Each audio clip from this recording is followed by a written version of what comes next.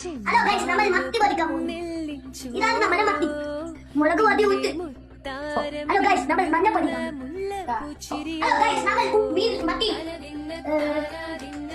ഉപ്പിടും.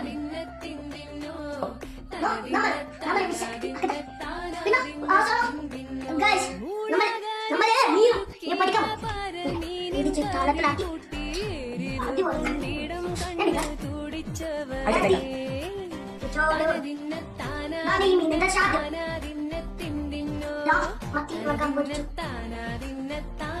അങ്ങനെയല്ല നമ്മൾ മത്തി പൊരിക്കാൻ പൊരിച്ചു.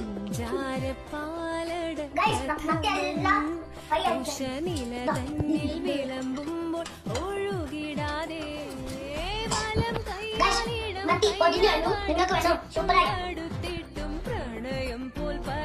നമ്മൾ എടുക്കാൻ പോണോ കഴിക്കാൻ പോണോ?